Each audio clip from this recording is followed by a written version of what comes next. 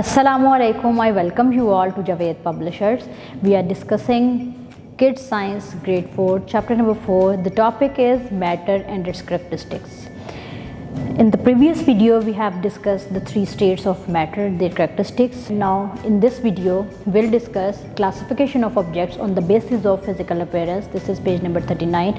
Let's move towards the reading of the chapter. Classification of object on the basis of physical properties, page number 39। Physical properties सबसे पहले होती क्या है? ये एक ऐसी कोई भी ऐसी प्रॉपर्टी जो मेजरेबल है, जिसको हम मेजर कर सकते हैं, उसको फिजिकल प्रॉपर्टी बोलते हैं। लाइक मैस हो गया, वॉल्यूम हो गया, टेम्परेचर हो गया, ability to conduct heat and electricity और एबिलिटी टू फ्लोट और सिंक। ये सारी जो हैं ये ऐसी फिजिकल प्रॉपर्टीज़ हैं जिनको हम मेजर कर सकते हैं। Physical properties are the other way of classifying different objects. A physical property is any property that is measurable.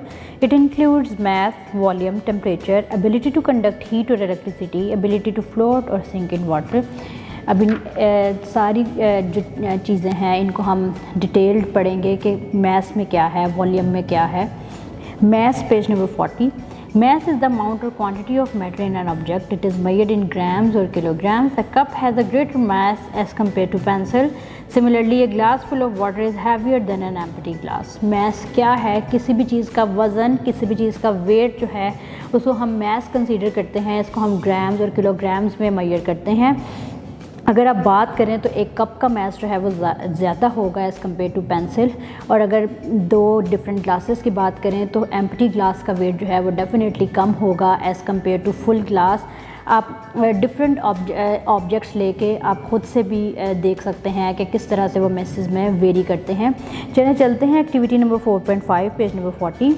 Can you prove that solids, liquid and gases have mass? For this, perform the activity in steps. Step number 1. Make your own measuring scale as shown in the given diagram. By using this measuring scale, put a pencil at one side and a cube on the other side. Now observe which one is heavier and why. आपने measuring scale बनाना है खुद से। फिर क्या करना है, एक तरफ पेंसिल को प्लेस करें, एक तरफ क्यूब को प्लेस करें। आपको खुद पता चल जाएगा कि कौन सा हैवियर है और क्यों है। Next, take 2 balloons. One is filled with air and the other remains unfilled. Tie the air-filled balloon at one side of the measuring scale and tie the unfilled on the other side. Now tell which side is heavy and why. Once again, एक balloon को आपने भरा लेना है, हवा भर लेनी है, एक बैलून जो है वो एम्प्टी होगा।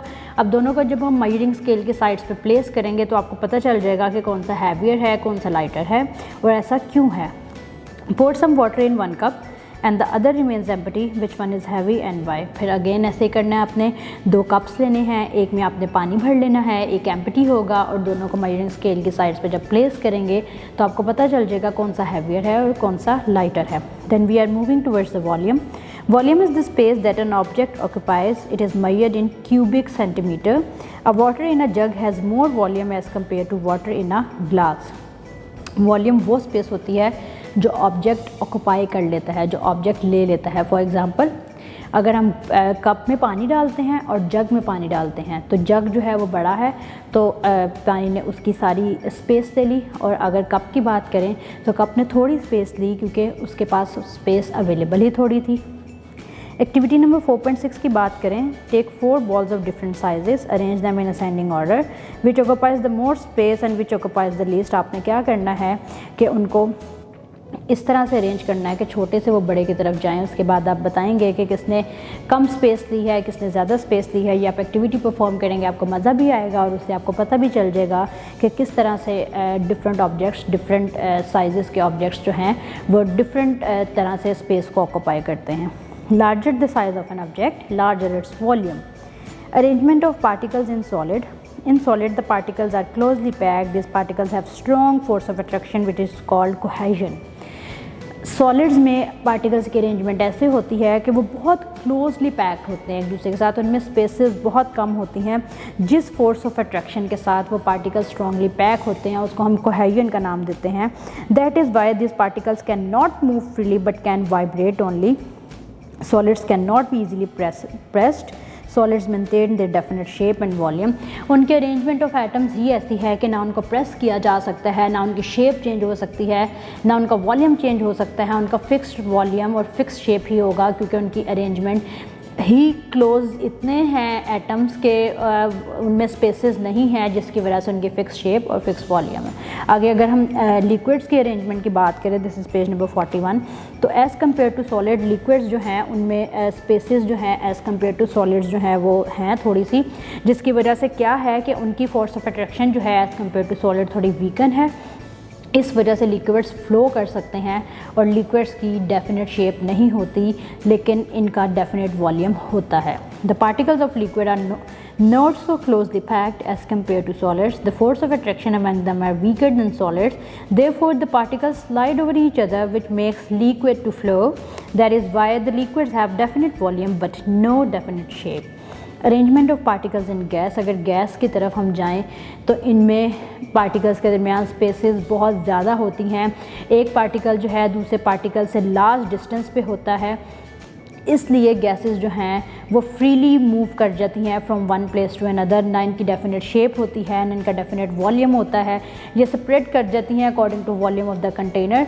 चलिए थोड़ी सी रीडिंग करते हैं। The particles in a gas are at larger distance from one another as compare to those in liquids और solids and can move freely from one place to another. Gases have no definite shape and volume. They can spread according to the volume of the container in which they are stored. For example, we use perfume. Its smell or fragrance can be smelled throughout the room.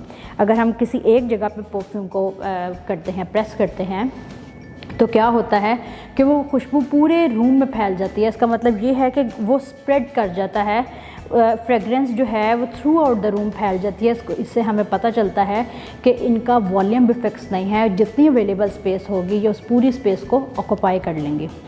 Activity number 4.7 की तरफ चलें, page number 41। Take a chart paper, make 3 columns for the 3 states of matter, get small beads, paste the beads in 3 columns using the arrangement of particles. आप क्या करेंगे, beads लेंगे और उनको उस तरह से अरेंज करेंगे। सॉलिड्स हैं तो वो बीड्स टाइटली पैक्ड होंगे, लिक्विड हैं तो थोड़े थोड़े दूर होंगे, गैसेस हैं तो उनमें डिस्टेंस काफ़ी ज़्यादा होगा। इससे क्या होगा कि आपको अरेंजमेंट ऑफ पार्टिकल्स और अच्छे से समझ आ जाएगी और आप सॉलिड, लिक्विड और गैस को डिफ्रेंशिएट कर सकेंगे।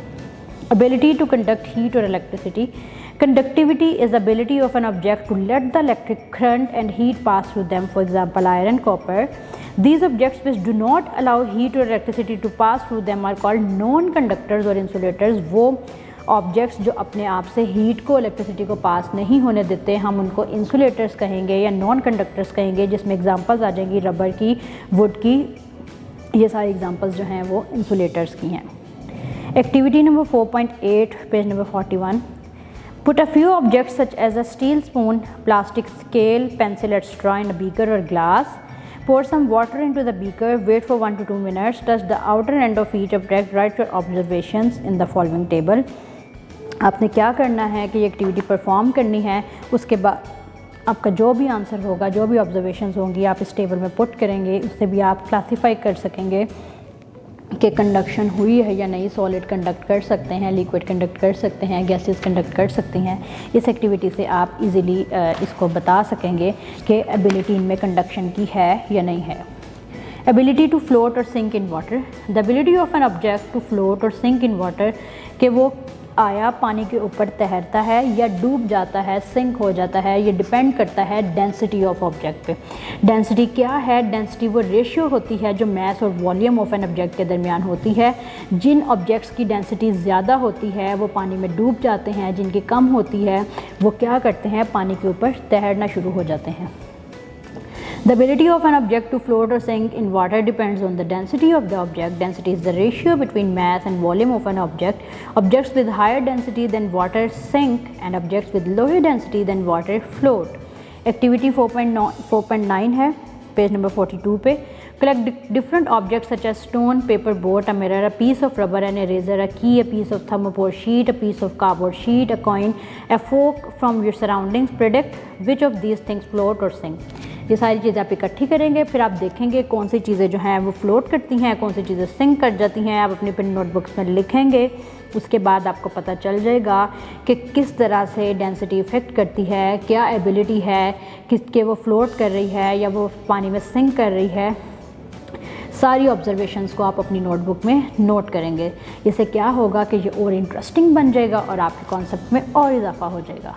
कीप वॉचिंग, अपना बहुत सा ख्याल रखिएगा, दुआओं में याद रखिएगा और जुड़े रहिएगा हमारी बोलती किताबों के साथ।